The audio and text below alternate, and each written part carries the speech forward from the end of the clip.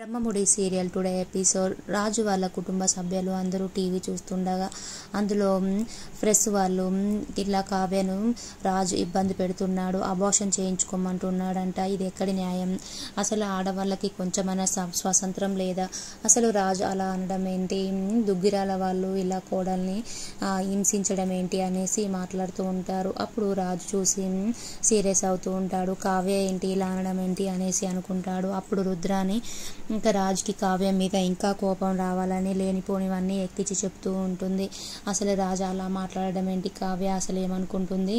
నువ్వు అసలు కావ్యను కాదని వేరే అమ్మాయిని నేను పెళ్లి చేసుకోవచ్చు, ఎంతమంది అమ్మాయిలు క్యూలో వస్తారు నీ కోసం, అలాంటి కావ్య అలా మాట్లాడడం ఏంటి? అసలు తనకి బుద్ధి ఉందా అనేసి అంటూ ఉంటుంది. అప్పుడే ఇందిరాదేవి అసలు రుద్రాణిని చెంప మీద కొడుతుంది. అసలు రుద్రాణి నీకు బుద్ధి ఉందా? ఏం మాట్లాడుతున్నావు? కావ్య ఏం తప్పు చేసిందని? రాజు అబార్షన్ చేయించుకోమంటేనే కదా తను వాళ్ళ పుట్టింటికి వెళ్ళింది, లేకపోతే తను ఎందుకు వెళ్ళేది? తనేదో తప్పు చేసిన దానిలాగా తన మీద అన్నీ ఏవో అబద్ధాలన్నీ చెప్పి రాజు మనసు మార్చాలని చూస్తున్నావా రుద్రాని? అసలు అలాంటి మాట్లాడితే నీ చెంప పగులుతుంది అనేసి ఇందిరాదేవి తన మీద తిడుతుంది. అప్పుడు అపర్ణ కూడా అసలు రుద్రాని నువ్వు కాపురాలు కూల్స్తావు కానీ కాపురం నిలబట్టాలని ఎప్పుడూ చూడవు రుద్రాని అనేసి అపర్ణ కూడా రుద్రాని మీద సీరియస్ అవుతుంది. అప్పుడు రాజుని అపర్ణ ఎలాగైనా నాకు తెలియదు రాజు, నువ్వు నా కోడల్ని ఇంటికి తీసుకురావాలి, ఏం చేస్తావో ఎలా చేస్తావో నాకు తెలియదు అనేసి అంటుంది. అప్పుడు రాజు అమ్మ తను రానని మొండిగా ఉంది, తనని ఎలా తీసుకురానమ్మా, నేను తీసుకురానంటే అపర్ణ ఏం చేస్తావో ఎలా చేస్తావో నాకు తెలియదు రాజు, కోడలు మాత్రం ఇంటికి రావాలి అనేసి చెప్పి అక్కడి నుంచి వెళ్ళిపోతుంది. రుద్రాని రాహుల్ ఇద్దరు మాట్లాడుకుంటూ, రాహుల్ అమ్మ నువ్వు చేసిన ప్లాన్లన్నీ వర్కౌట్ కావడం లేదు, ఒక్క ప్లాన్ కూడా వర్కౌట్ కాలేదమ్మా అనేసి అంటాడు. అప్పుడు రుద్రానికి కావ్య ఫోన్ చేసి రుద్రాని గారు మీరు చేసిన ప్లానేనా ఈ ప్లాను? ప్రెస్ వాళ్ళని మా ఇంటికి పంపించారు మీరే అని తెలియాలి కానీ అస్సలు ఊరుకోను నేను, మీరే అని నాకు అనిపిస్తుంది, ఎందుకు పంపించారు వాళ్ళని అంటే అప్పుడు రుద్రాని నేనెందుకు పంపించాను, నాకేం అవసరమా అనేసి అంటుంది. అప్పుడు కావ్య మీరే పంపించారులేని నాకు తెలుసు అనేసి సీరియస్ అవుతుంది.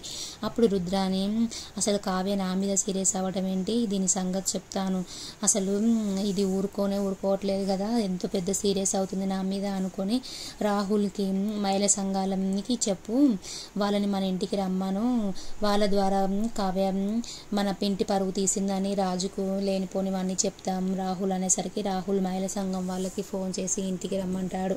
అప్పుడు దుగ్గిరాల వాళ్ళ ఇంటికి మహిళా సంఘం వాళ్ళు వచ్చి ఇలా మీ కావ్యని అబార్షన్ చేయించుకోమనడం ఎంతవరకు కరెక్టు, అతనని చిత్రహింసలు పెడుతున్నారంట మీరు అనేసి అంటారు.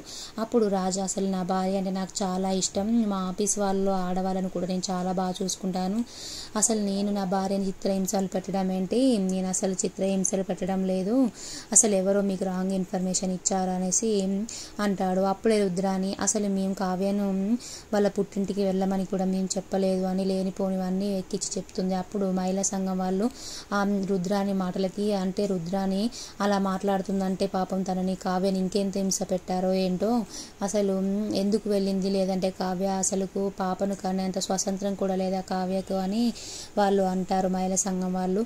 మేము పోలీస్ కేసు పెట్టామనుకోండి మీ దుగ్గురాల కుటుంబం మొత్తం జైల్లో ఉండాల్సి వస్తుంది, తనని అలా ఇబ్బంది పెట్టొద్దు కావ్యను అనేసి అంటారు. అప్పుడు రాజు షాక్ అయిపోయి ఉంటాడు.